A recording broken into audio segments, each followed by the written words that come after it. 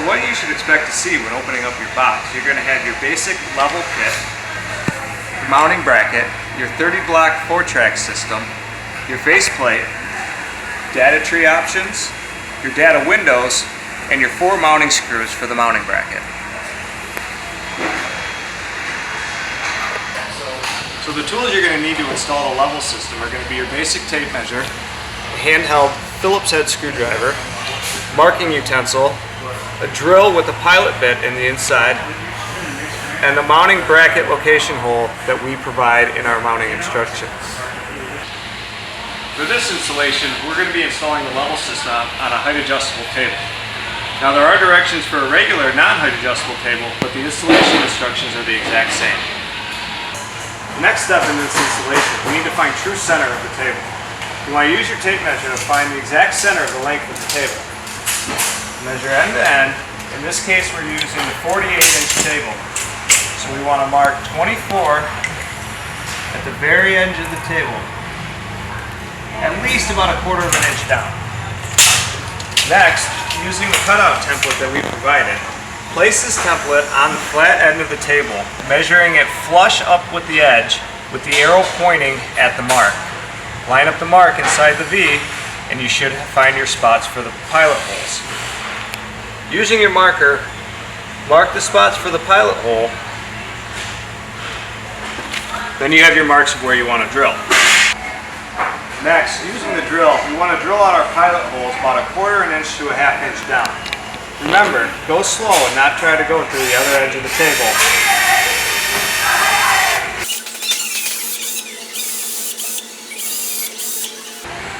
Next, we're going to mount the level system to the bottom of the table. Now we're going to be doing this upside down, so be mindful again on where your outfeed and your infeed are going.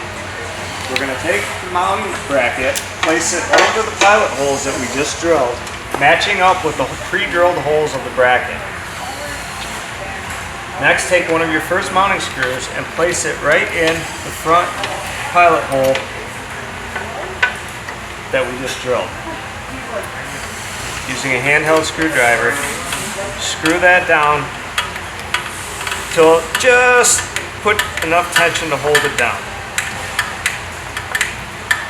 Don't tighten it all the way because we've still got 3 more screws to put in. Next, take another screw and do the other side of the front.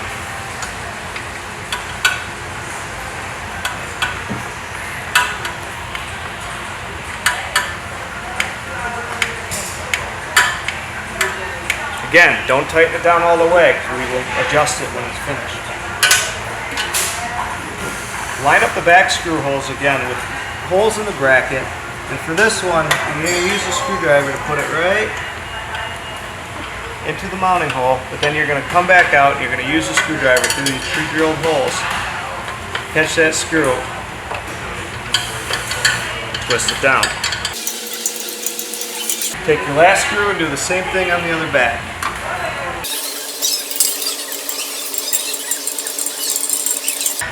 Now, once they're all 4 in there, you can tighten the rest of them down.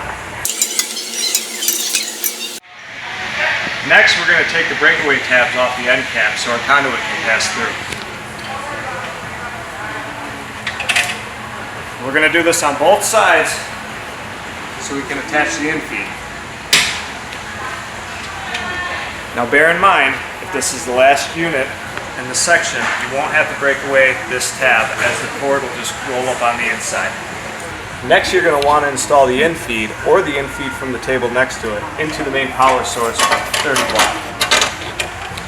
Feed the conduit through, snap it into the 30 block like so. Next, you plan on using data in your level system. You're going to want to install the data windows into the faceplate. Now, depending on what type of data you're using, take the attachment from the data tree, twist it out, and line up the squares in the window with the notches cut out in the data cutout, and simply snap it in. When you have your data selected, you're going to put the whole window inside of the faceplate. Do that, take the snaps on the outside of the window, snap them into the inside.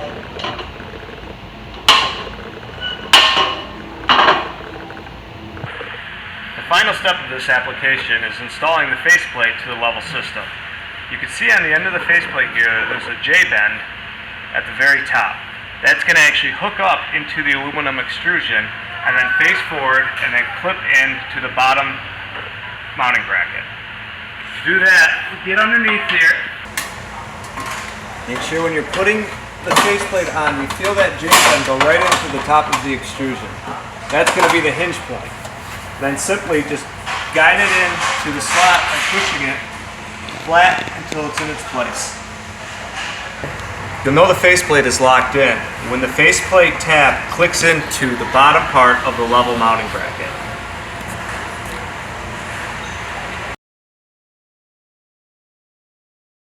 Once the level is fully installed, you'll notice that the back of the level is completely flush with the edge of the table.